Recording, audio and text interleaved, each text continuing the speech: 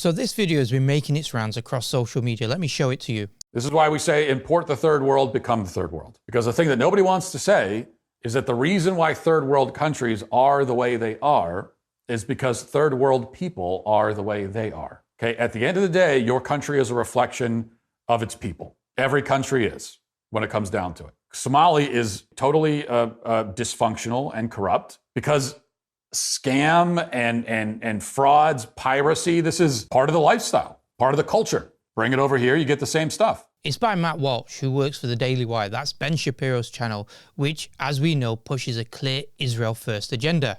Matt Walsh, however, is the white Christian American first face that's used by Ben to shield him and the channel from being fully accused of being a Zionist mouthpiece. Now, interestingly, or I should say conveniently, we're seeing the shift, this aggressive shift in focus from the right, from the pro-Zionist right in America to target and attack Muslims, shifting the discussion away from Epstein and Zionist influence in America towards the Muslims in the West and America. We even saw this from Trump, which really comes across as a pretty disgusting statement. Let's listen to what he has to say. Somalia, which is barely a country, you know, they have no anything. They just run around killing each other, and they contribute nothing. The welfare is like 88%. They contribute nothing. I don't want them in our country, I'll be honest with you, okay? Somebody would say, oh, that's not politically correct. I don't care. I don't want them in our country. Their country's no good for a reason. Their country stinks, and we don't want them in our country. I could say that about other countries, too. I can say it about other countries too. We don't want them to hell. We have to rebuild our country. You know, our country's at a tipping point. We could go bad. We're at a tipping point. I don't know if people mind me saying that, but I'm saying it. We could go one way or the other, and we're going to go the wrong way if we keep taking in garbage into our country. Ilhan Omar is garbage. She's garbage. Her friends are garbage. These aren't people that work. These aren't people that say, let's go, come on, let's make this place great. These are people that do nothing but complain. They complain. And from where they came from, they got nothing. You know, they came from paradise, and they said, this isn't paradise. But when they come from hell, and they complain and do nothing but we don't want them in our country. Let them go back to where they came from and fix it. Now I want to address in this video this argument that the problem of Somalia is related to their culture, their people. Because this is a central argument, you know, this argument of the reason for the instability and chaos that they call the third world is because of who they are. So whether we're talking about Somalia, Sudan, Syria, or any other country, it is marred by chaos, fighting and corruption because of the people there. This is your typical trope that they use also against Islam and Muslims. The Western European colonized argue that because of their Islam, that's the reason why it makes them backwards. And back during the direct colonial period of the 19th and early 20th century, they used this claim of, you know, these people are, you know, barbarians, these non-white world, and that the white world and the white Europeans are a superior race. This is what was argued for. This was what was used as a justification to subjugate and colonize countries or lands like the Americas, Africa, Muslim lands, India, Australia, etc.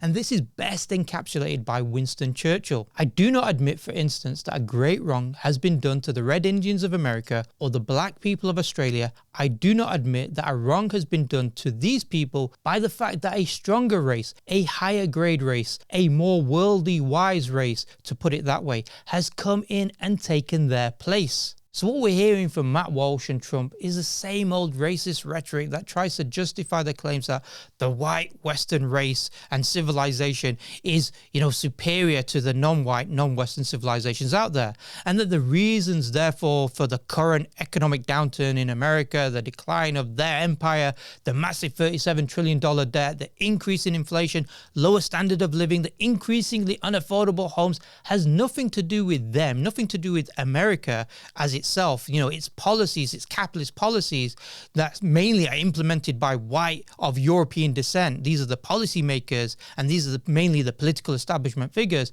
But it's because of minorities like Somalis. They're the problem. That's the reason why, you know, America is currently facing this decline. But remember that Muslims in America make up less than 1% of the American population, and Somalis are approximately 220,000 of that population. That makes Somalis make up around 0.06% of US population. To then claim that Somalis or Muslims or generally minorities who don't hold the power, who aren't the ones who control the banks, who don't control the flow of capital, and where the majority of lawmakers in America are white, that this 0.06% of Americans are the problem, or the less than 1% of Muslims are the problem, is just bogus. This is done purely to divert attention from the failing economic, political, and social policies of America. But you know what? America and the West are masters of this. Radicalize the majority white population to blame the minorities and those without power as the ones to blame for their problems. That conveniently diverts attention from the real stakeholders of power, the real people who control the capitalist society within these countries. But I know what the counter argument to this will be, which is, well, you know, if you're claiming that it's not because of who they are, then let's look at their countries like Somalia or Sudan or Syria. You know, obviously they don't mean the other countries, what they call the third world or the developing world or the non-white or non-Western world like China or, you know, Japan or even the Gulf countries. But those other countries like I said, Somalia, who suffer from civil war and strife and instability. You know what? Matt Walsh isn't a stupid guy. He knows exactly what he's doing, and he gets away with it because the average white Republican-leaning American there, and by the way, it's not just Americans, and in America, you see this across the Western world, large numbers of ordinary people, ordinary white people who are fed lies and misinformation. Generally, they just are ignorant of basic historical and political facts. They don't understand the role of the West in terms of the colonization of these countries, and they don't understand the role of the West in the continued interference of these countries, what they call the non-white, you know, non-Western countries or the global South. So with little education, you can get away with the crap that Trump is saying. But let's just analyze this. Let's take, for example, the issue of Haiti. During Trump's elections, there was all this demonization of Haitians and these Haitians coming and migrating to America, eating their pets and all that. Again, the same argument was being used against the Haitians, that they come from a backward country because they are backward people. So why import them into America? Because that will just make America a backwards country, a third world country. But let's look at this interview between Matt Walsh, you know, that guy again, and when he was asked this question about Haiti. Everything I've heard has been critical of the fact that we're importing, you know, thousands of people from the third world who are coming into communities. And look, America, nobody thinks that it will benefit America to become more like Haiti. Nobody thinks that.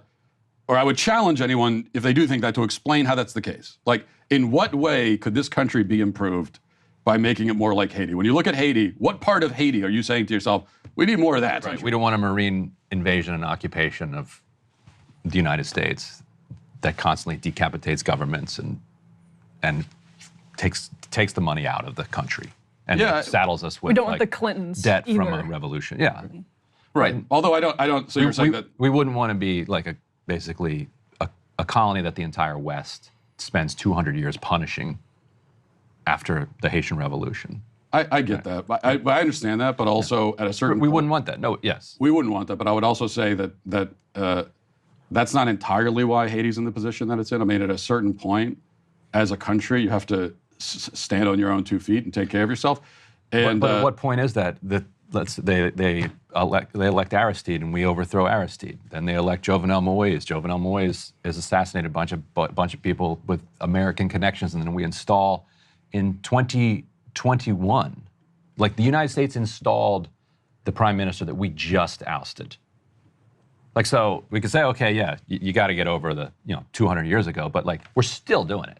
Yeah, I mean, and I'm not in favor of. I'm very non-interventionist in my policies, so I'm not in favor of most of the things that we're doing in other countries. We just made the new government in Haiti in a hotel room in Jamaica, and then we insisted that whatever government we made in Jamaica had to allow Kenyan troops to come in under the flag of the UN in order to go to war with the gangs. Throwing open the gates and just inviting anyone, in particular, I the guess third world. I guess your assumption there was that it is Haitian people that are creating the conditions on Haiti, and that if the Haitian people come to Springfield, they will recreate the conditions Well, but I don't think you Haiti in Springfield. Whereas what I'm saying is that it's actually the U.S. that has. I don't think you can entirely put it on largely. You can see him stumbling here in the interview. Maybe I was being a bit generous or overly generous when I said he's not a stupid guy, because clearly he has no clue that if Haiti, with the constant interference of America, backing coups, removing rulers, imposing sanctions, imposing foreign troops like Kenyan troops, then how on earth are you expected to see Haiti to become this strong, thriving, stable country? It's literally been destabilized by America. So how then can we claim it's Haitians themselves that are the problem? It's Western and specifically American interference that has caused the instability and chaos within that country. And this is the exact same situation with regards to Somalia. It's just the exact same issue. The instability, the civil wars, the problems they face that cause people to flee, this war-torn country of Somalia, is a direct result of Western intervention. It's like Sudan today, and I've done a video explaining that conflict. The roots of Somalia and its problems actually go back to colonialism, and then after that, the continued interference of Western states within this country. You see, you had the Italians controlling during the colonial period the southern part of Somalia, while the British controlled the north, or what's known as the northern part of Somalia, known as Somaliland. The British and Italians constantly fought wars for control over the whole of the territory. Look, note, Somalia is considered to have the largest coastline in Africa, particularly close to the shipping route, the choke point known as Bab el-Mandeb. That's the access point to the Red Sea on its way to the Suez Canal. So during their colonial rule, the Italians and the British fighting over this territory, they helped foment tribal rivalries. So even after independence of Somalia in 1960, not only were there clear divisions between North and South Somalia created by the colonialists, but also they continued in Britain in particular to meddle in the country and its leadership. Later on, we saw, America and even the Soviet Union trying to fight for control over this region because, as I said, it had the largest coastline in Africa, strategic route for any shipping trading routes that were going past this region. Many of the colonial powers after World War II were no longer able to maintain direct colonization. So what they did was they engaged in something called neo-colonialism.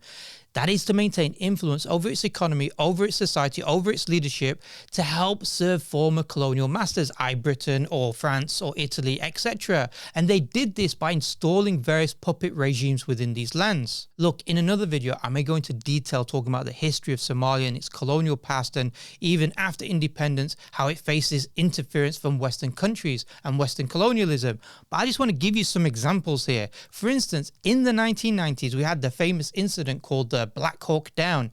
This is when American troops attempted to capture one factional leader. His name was Mohammed Farah Aidid, who was engaged in a civil war. When his death occurred, they actually backed his son, the former U.S. Marine. Yes, his son was actually a former U.S. Marine who fought in the First Gulf War in 1990 in Iraq. His name was Hussein Farah Aidid, and he then became the head of his father's faction known as the USC, or United Somali Congress. There's also been accusations, various accusations, that America also funded the rival of the USC, Mohammed Siad Barre, who was the recognized leader at that time. So America was funding both sides. This is the accusation, and at least one of the individuals who became the head of the USC, he himself was an American Marine who went from America to Somalia to assume leadership over his father's faction. Later on in the 2000s, we saw Islamic Union courts that took over Mogadishu. This was the ICU. This was an organization of scholars and, judges who therefore took it upon themselves responsibility to try to remove the factionalism within the country and unify that country, unify Somalia. And actually, for a short period of time, Somalia did become unified. But America wasn't happy because they were seen as too Islamic. Without even talking with us for even a single moment, all what we are getting is threats. In what form? Threats, for example, that they are saying, they are putting labels on us. They are saying these people are terrorists. What crime have we committed? We are running our country. We created peace and stability in our country. We never threatened the U.S. However, messages are coming constantly saying the U.S. government will work with other countries so that Somalia can be conquered by force. So they funded militias, they funded warlords, armed them against the ICU, and therefore caused further problems and instability in the country, resulting in further civil war. America even pushed Ethiopia to invade Somalia to also help remove the ICU. All of this resulted in removal of the ICU union courts, the fragmentation of Somalia, and the split within the ICU that actually resulted in the formation of Al-Shabaab, their so-called terrorist organization in Somalia. All of it direct result of Western interference. In fact, there's a long list of activities from America's CIA's interference in Somalia and its political process. For example, as far back as 1967, CIA played a significant and covert role in the ascension of Muhammad Haji Ibrahim Igal. They pushed thousands of dollars so that he could win the election and bring in a pro-Western regime. Look, the CIA throughout the 2000s, they've been covertly arming warlords in Somalia. They pay them hundreds of thousands of pounds in order to keep their loyalty, loyalty to America, as well as to fight against targets that they deem a threat. The point is, America is front and center at the destabilization of Somalia as we see it today. The result was ordinary Somalis facing a war-devastated country, facing starvation at certain periods of time, some of whom then left their country to seek a better life. Why do you think that it's only since round about the 1990s with the American Black Hawk Down and the CIA covert operation in funding warlords that we see such numbers of Somali refugees? Look, it's like a cliche now. The instability and destruction of countries like Somalia are not the result of Somalis.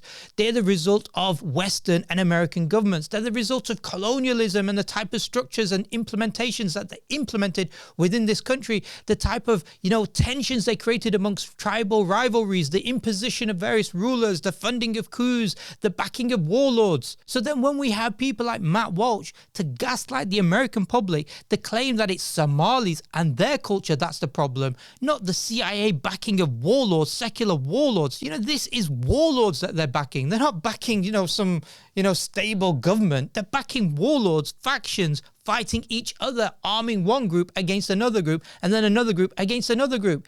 It's just absolute joke. It's just so crazy. Imagine that you have a country that's been around for 60 years, like Somalia. It was only 1960, that it gained its independence, whose colonial period was marked by creating tribal tensions, whose country continued to be interfered by Western countries, where America, CIA is going around funding warlords to do their dirty bidding, perpetuating civil war because they don't want to see the wrong type of groups to come into power. And we haven't even talked about the bombings and the drone strikes by America against Somalis. And then you're told that you guys, you Somalis, are the problem. Honestly, I feel like swearing. Look, it's a really basic proposition. If you don't want refugees or economic migrants coming to your country, then stop blooming invading and interfering in their lands. Stop trying to create chaos and civil wars within their own countries. But we know America can't stop doing that because it's predicated on an ideology that looks at exploitation of others and the prevention of any rival nation to its own global hegemony. It just simply doesn't want to see stability and a thriving country that could rival its power. It would rather leave a country in chaos than allow it to become a potential threat to its global control, its global interest. And that's the point. They'd rather fund dictators, invade and remove rulers, fund civil wars, than allow countries to become strong, independent with a potential to threaten their economic and global interests. So the instability, civil war, chaos is not the product of being non-white or being from an inferior culture. It has nothing to do with Islam. It's your country that causes this. And when we now see the decline in America, rather than recognizing the endemic problems in your own system, you gaslight the American public to blame the minority for your own problems. Look, let's really ask the real question here, Matt. What kind of culture colonizes another land, exploits its resources, builds its society on the bodies of dead indigenous people, genociding them? What kind of culture thinks it's acceptable to fund warlords and civil wars, bomb and invade other countries, and then blame these very refugees from these countries escaping the devastation caused by America, claiming they are the problem? What kind of culture, does that? What kind of backward culture is that? If you like this video, share it, comment below. We need to educate not only ourselves, but also the wider society to the utter lies and deceptions that we are being told. Assalamu alaikum wa rahmatullah.